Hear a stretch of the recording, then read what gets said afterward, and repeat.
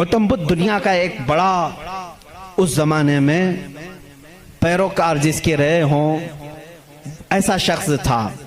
अब उसकी एक किताब जो उसके एक शागिर्द ने लिखी है, उसकी तालीमात को जमा किया है, जिसको कहते हैं चकावती सनन्ना, ये किताब है। उस किताब में गौतम बुद्ध तालीम दे रहा है।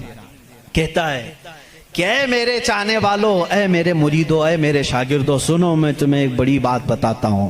कहा मैं एक ही बुद्धा नहीं हूं, दुनिया में एक बहुत बड़ा बुद्धा आएगा।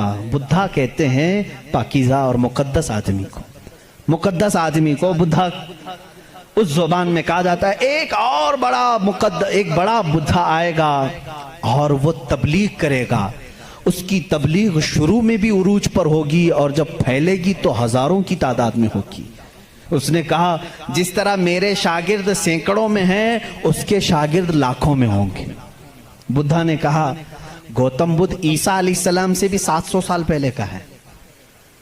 700 साल पहले ईसा अलैहिस्सलाम से, मैं तो ईसा अलैहिस्सलाम का जिक्र कर चुका अभी।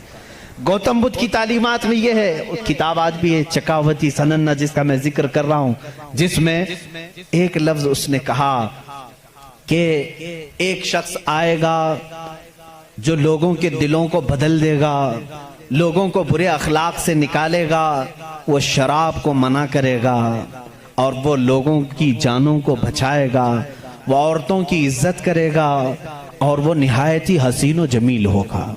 ये सब अल्फाज मौजूद हैं। उसके शागिर्दों ने पूछा अब वो आएगा तो हम उसको कैसे पहचाने?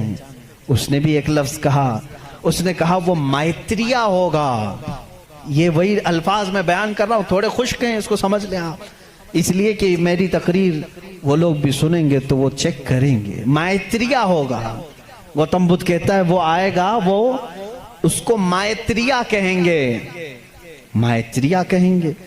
मैत्रिया का अब लफ्ज का तर्जुमा निकालना पड़ेगा कि क्या है ये, हकीकत में इसका माना क्या है।